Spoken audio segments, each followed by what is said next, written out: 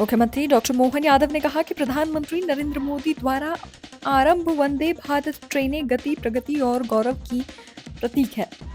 मुख्यमंत्री डॉक्टर यादव ने मध्य प्रदेश में बनारस, खजुराहो सहित देश को 4 नई वंदे भारत ट्रेनों की सौगात देने पर प्रधानमंत्री नरेंद्र मोदी का आभार माना है।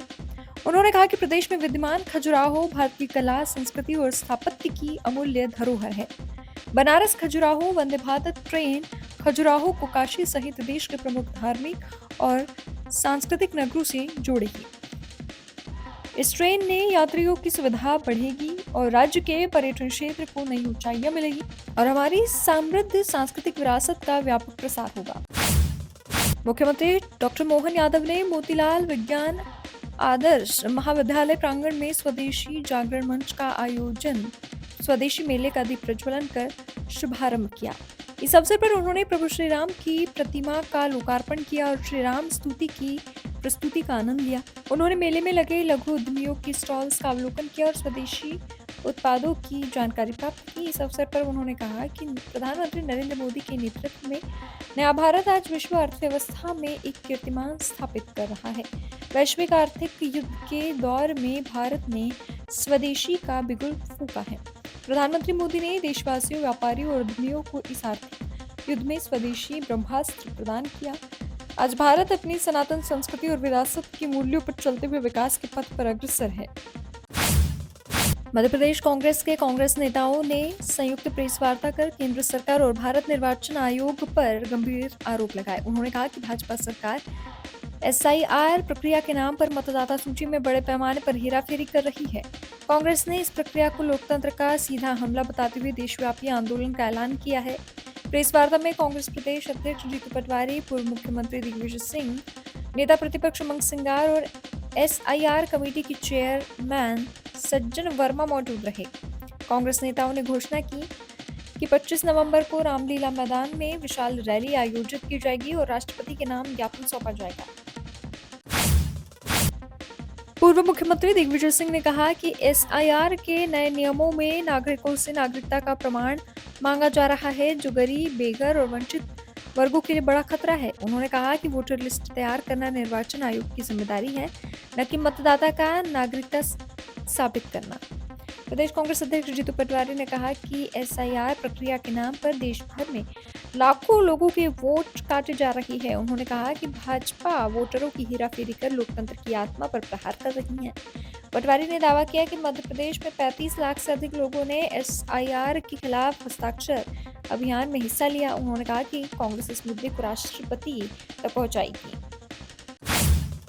राहुल गांधी के जिला अध्यक्षों के प्रशिक्षण शिविर में पहुंचने पर मंत्री विश्वास कैलाश सारंग ने कहा, नकल के लिए अकल की जरूरत होती है। बीजेपी की नकल करने के लिए कांग्रेस को अकल का इस्तेमाल करना चाहिए।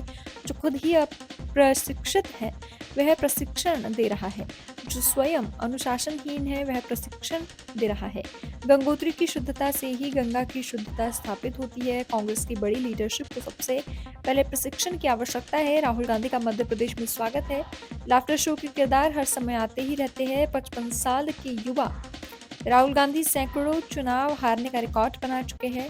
वह जिला अध्यक्षों को जीतने का हुनर सिखाएंगे। इसे समझा जा सकता है कि पचमढ़ी में कितना बड़ा लाफ्टर शो आयोजित किया जा रहा है।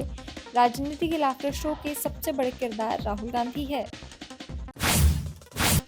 नगर निगम के सफाई मित्र एवं कर्मचारी शनिवार को हड़ताल पर है। हड़ताल के कारण शहर गंदगी का शिकार नजर आया और कई जगह कचरे के ढेर लगे थे।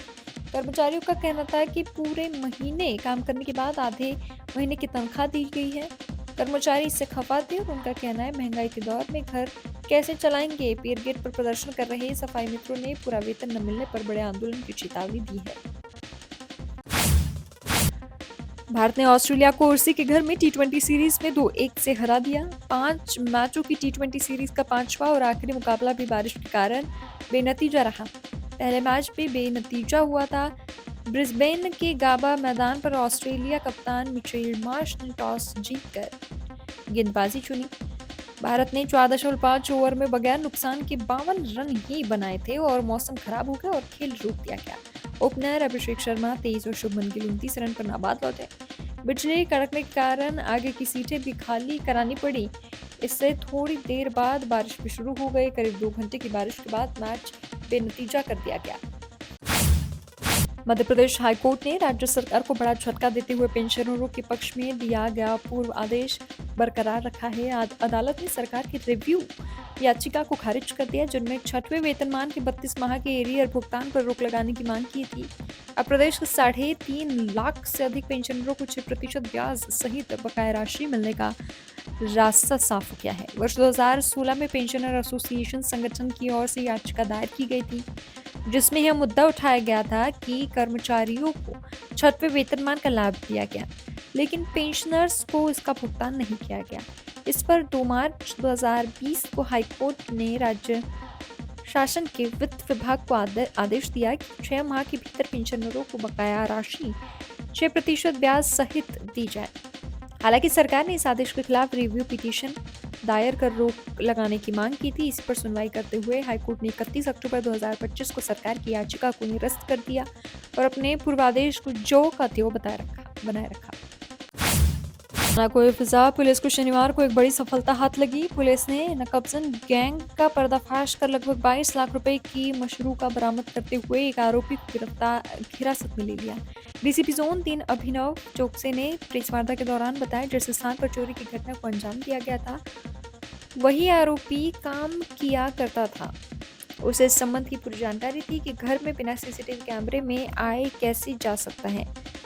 घटना के बाद पुलिस ने जांच के दौरान आरोपी फरहान को गिरफ्तार किया है। उससे अन्य घटनाओं के संबंध में पूछताछ की जा रही है।